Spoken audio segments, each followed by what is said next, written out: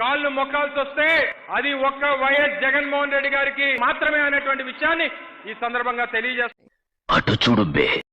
ఇప్పుడు ఉన్నటువంటి పరిస్థితుల్లో 10 కి ఈజీగా 7 to 8 మార్క్స్ వేసుకుంటాను నేను. ఓకే, అంటే మీ పర్ఫార్మెన్స్ బాగుందని మీరు అనుకున్నారా? 100%. మరి ఎందుకు సీట్ రాలేదు? సీట్ రాలేదు.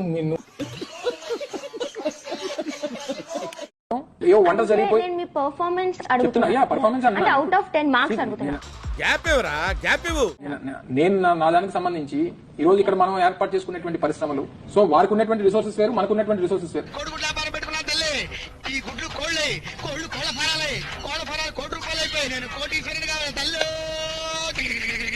నీకు రిసోర్సెస్ ఇక్కడ ఉన్నాయి కాబట్టి మార్క్స్ చెప్పట్లేదు సార్. మార్క్స్ పబ్లిక్ నువ్వు ఎగ్జామ్ రాస్తే మీ టీచర్ మీకు మార్కులు వస్తుందా? లేకపోతే మీరు చేసినంత ఎక్స్ట్రా కదండి, పాపేంది అలాంటిదే. నువ్వు వేసుకుంటావు మార్కులు. నీ రిపోర్ట్ కార్డు, నీ రిపోర్ట్ కార్డు నేను ఎగ్జామ్ ఏం మాట్లాడుతున్నారా నువ్వు? నీకేమన్నా బుర్రున్నదారా? ఎలా రాశాను, నేను బాగా రాశాను అనేటువంటి నా ఫీలింగ్. సో ప్రజలు మార్కులు వస్తారు. కానీ ఇంటికి రాగానే పేరెంట్స్ అడుగుతారు కదా, మీరు అంతే. ఏంటి బాబా అన్న ఇంకోసారి ఎలా రాశాను, నేను బాగా రాశాను అనేటువంటి నా ఫీలింగ్. సో ప్రజలు మార్కులు వస్తారు. కానీ ఇంటికి రాగానే పేరెంట్స్ అడుగుతారు కదా, మీరు అంతే. దీనికి మీరు ఏమంటారు సార్?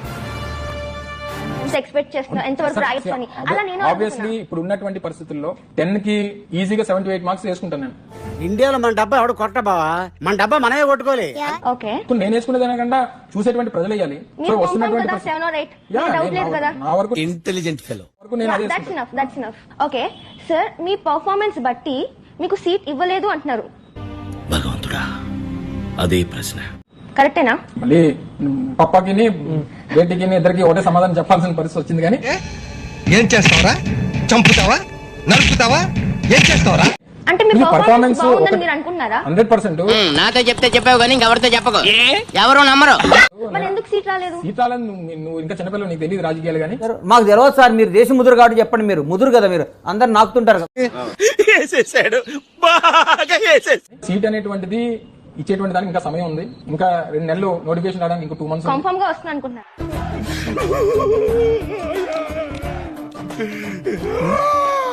ఇక్కడ కూర్చొని ఏడుస్తున్నారేం సార్? ఇక్కడ కూర్చొని ఏడవాలంటే నీ పర్మిషన్ కావాలంటరా? నా ఏడుపు నేను ఏడ్చుకోనివ్వరేంట్రా మీరు?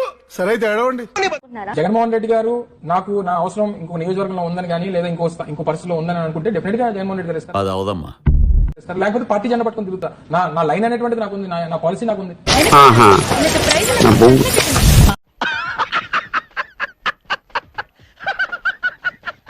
ఇందులో సీట్ ఇస్తేనే నేను సీట్ ఇచ్చే వరకు మీరు వెనకాల తిరుగుతూనే ఉంటారని చెప్తారా?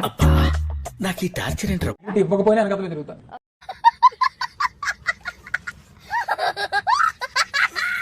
సో యుద్ధంలో అన్నిటికీ నువ్వు ప్రిపేర్ అయి ఉండాలి.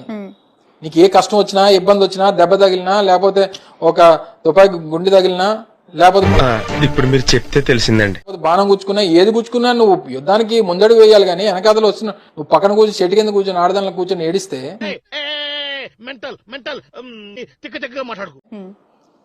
నీ వెనకాతలు వచ్చేటువంటిది ఎవరు?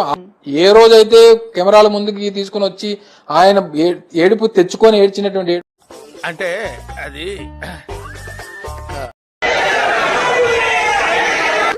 గుడ్డు పోయిందా?